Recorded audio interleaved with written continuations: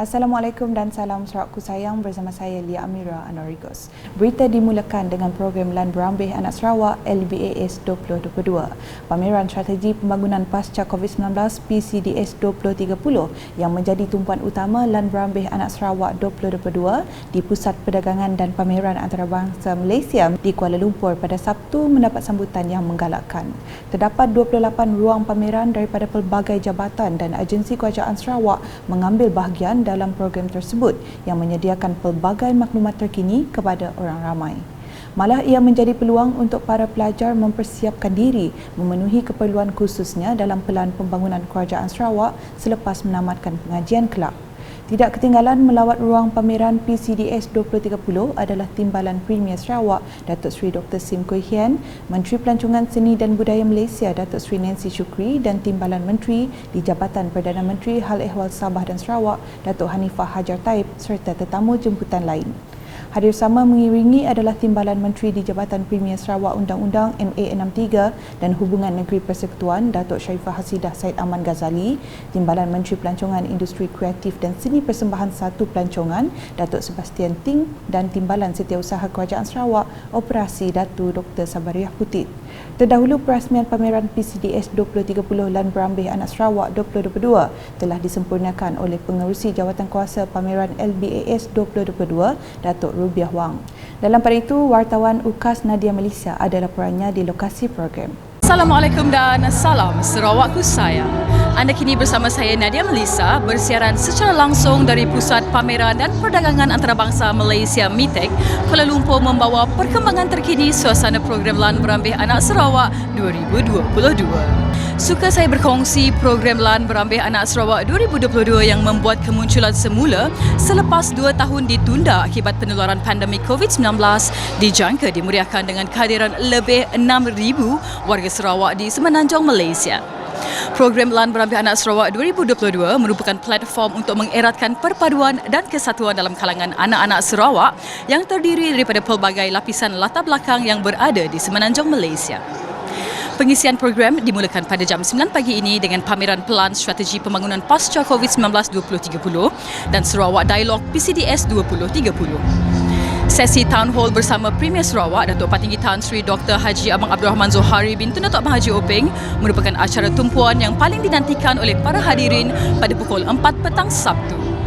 Malam kemuncak program Lan Berambih Anak Sarawak 2022 iaitu Majlis Makan Malam Anak Sarawak pula akan dihadiri oleh Tuan Yang Terutama Yang di-Pertuan Negeri Sarawak Tun Pen Sri Abdul Taib Mahmud dan isteri Toh Puan Datuk Patinggi Ragat Kerditaya pada jam 7.40 malam Sabtu.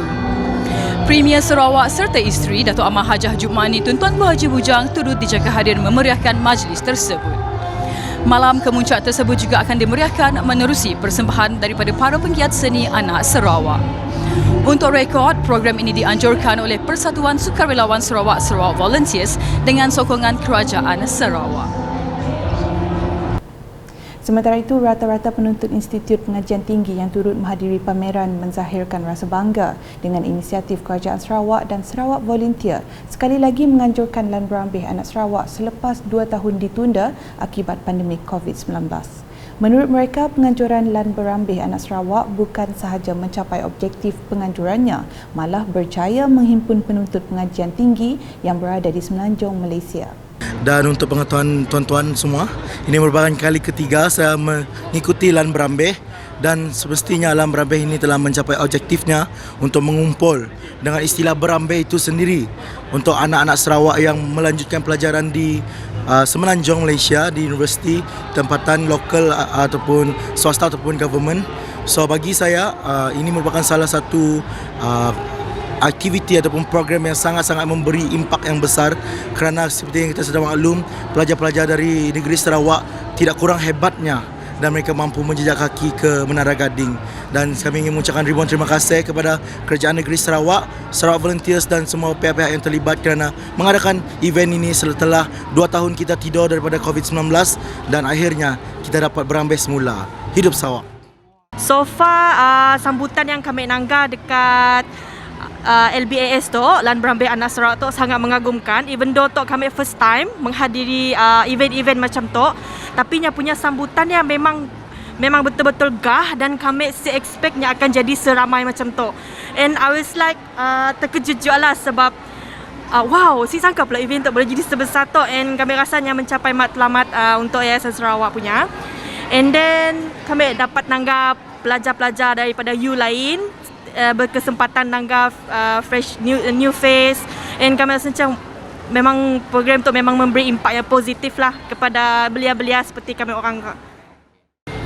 For my experience, this is my first time sebab pada mulanya kami masuk belajar on 2020, so I have to attend PKP 2 years. Then this is my first program LAN Brambe Sarawak in MyTech di wilayah Kuala Lumpur lah. So saya amat berbesar hati lah mau agak pergi dapat tangga semua student-student from any of uni.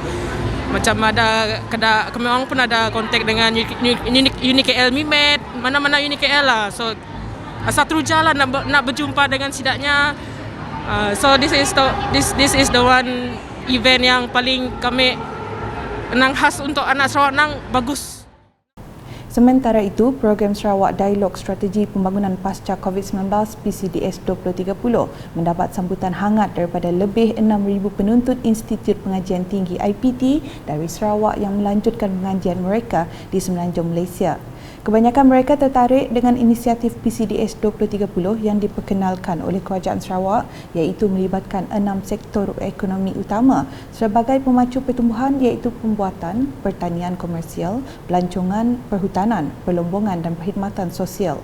Lebih menarik, 6 sektor berkenaan akan disokong 7 pemboleh ubah, iaitu transformasi digital, inovasi, infrastruktur asas, pengangkutan, utiliti, tenaga boleh diperbaharui, pendidikan serta pembangunan modal insan.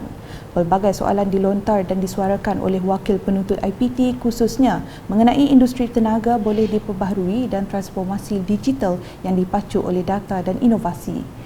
Antara barisan panel Sarawak Dialog pula terdiri daripada Director of Investment Promotion of Regional Corridor Development Authority, Rekoda Lester Matthew, Chairman of Sustainable Energy Development Authority, Lukanisman Awangsauni, Secretary General of Sarawak Business Federation and Associate Chinese Chamber of Commerce and Industry Sarawak, Datuk Jonathan Chai, dan President of Sarawak Dayak Graduates Association and Vice President of Sarawak Dayak National Union, Gary Ningkan.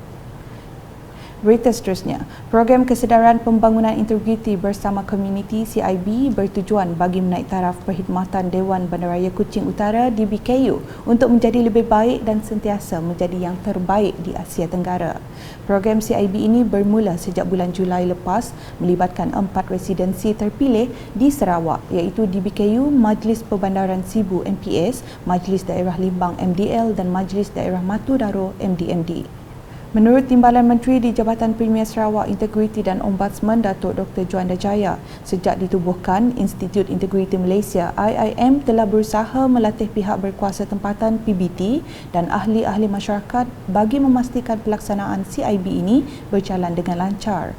Jelasnya 4 tempat yang mempunyai bentuk PBT yang begitu berbeza dan beliau memberi jaminan bahawa apabila rancangan ini berjalan dengan sempurna kelak, ia akan dikembangkan kepada seluruh PBT yang ada di seluruh negeri Sarawak. Beliau berkata demikian ketika berucap dalam majlis pelancaran program CIB peringkat DBKU di Dewan Bandar Baru Semariang di Kuching pada Sabtu.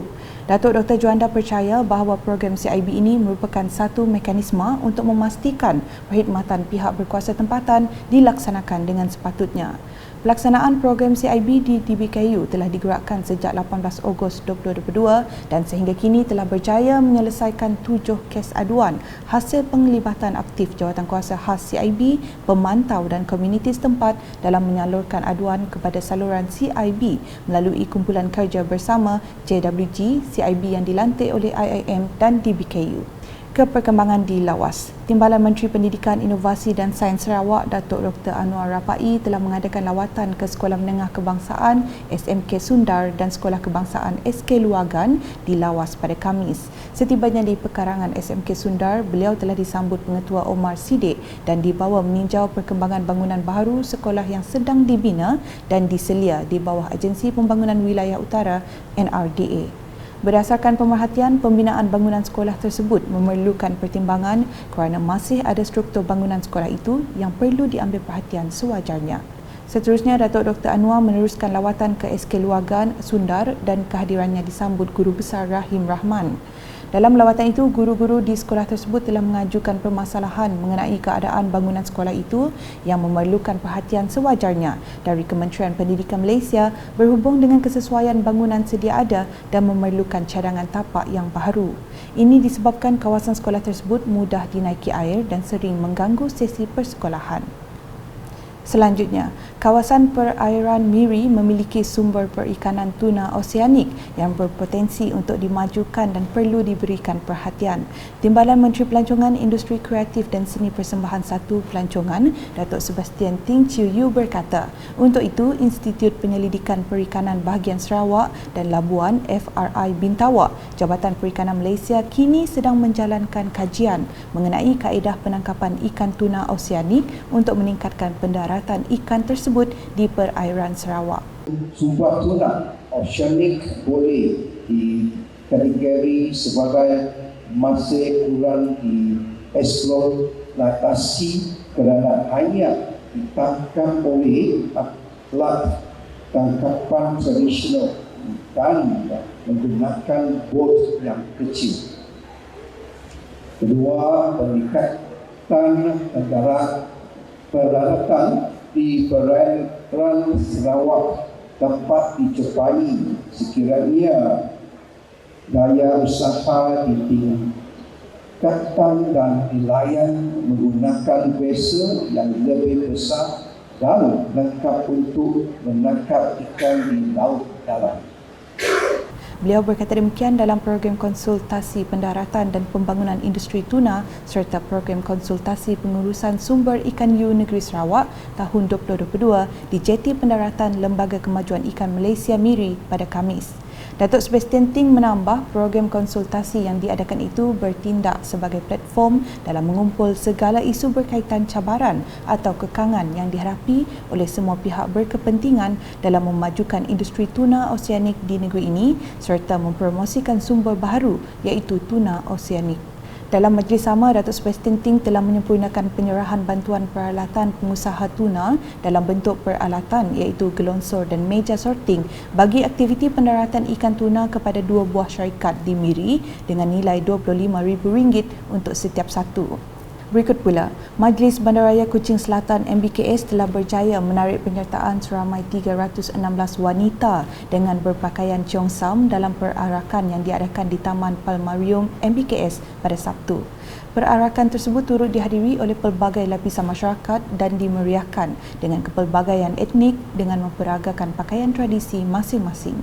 Berucap ringkas ketika menyempurnakan majlis perasmian perarakan tersebut, Datuk Bandar MBKS Datuk Wee Hong Seng berkata, perarakan julung kalinya diadakan itu juga berhasil memahat nama dalam The Malaysia Book of Records menerusi rekod berpakaian cheongsam terbanyak wanita dalam satu acara. Jelasnya, acara Portrait of Cheongsam Timeless Elegance and Legacy Anjuran Persekutuan Persatuan Wanita Cina Sarawak berkenaan adalah untuk mempromosikan Bandaraya Kuching dan juga keunikan tradisi pakaian kaum Cina.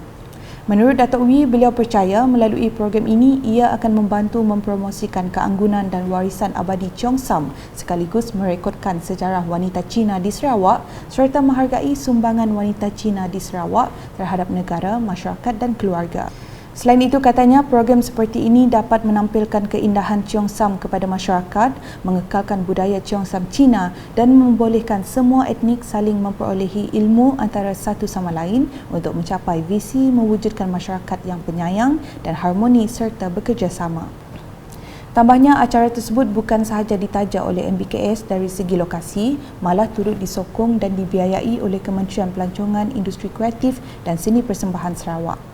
Paparan seterusnya, TVS kini tampil dengan sebuah sitkom baharu berjudul Belon Angkasa terbitan Asa Esa Films yang bakal ditayangkan pada 17 Oktober ini di saluran 122 Astro dan MyTV. Sitkom 13 episod itu merupakan cetusan idea oleh Alwin Tai dan Judy Hong di bawah arahan pelakon kelahiran Sarawak merangkap ketua penulis Rashid Saleh yang juga memainkan peranan sebagai kapten dalam sitkom tersebut. Belon angkasa berkisar tentang watak utamanya AB, CD dan Deng yang melakukan percubaan tanpa henti untuk kembali ke bumi. Lebih menarik, ketiga-tiga angkasawan ini menghadapi pelbagai cabaran dan halangan sepanjang perjalanan mereka. Watak AB pelahap yang terlalu yakin sehingga bercakap tanpa berfikir dan CD seorang yang bijak namun mementingkan diri sendiri dilakonkan oleh gandingan pelawak Sarawak Staunton James dan Ken Michael. Manakala model tempatan Samarina Tolhip sebagai Deng satu-satunya otak dalam kalangan ketiga-tiga mereka. Menerusi pratonton tayangan perdana sekaligus pelancaran belon angkasa di Pejabat TVS pada Jumaat, sitkom itu dimaklumkan telah mencipta sejarah sebagai siri sitkom pertama negara yang dijalankan di stesen angkasa lepas. Dalam masa sama, ia juga merupakan program televisyen tempatan pertama yang difilmkan di kemudahan studio baharu Perbadanan Kemajuan Filem Nasional Malaysia FINAS Sarawak yang membuka pintunya kepada pembuat filem tempatan pada Ogos tahun ini. Untuk makluman, belon angkasa akan ditayangkan pada setiap hari Isnin jam 6.30 petang. Sekian edisi malam bersama saya Lia Amira. Sebelum mengakhiri buletin, saksikan sekitar kemeriahan program Lan Berambeh Anak Sarawak 2022 di Pusat Perdagangan dan Pameran Antarabangsa Malaysia di Kuala Lumpur pada Sabtu.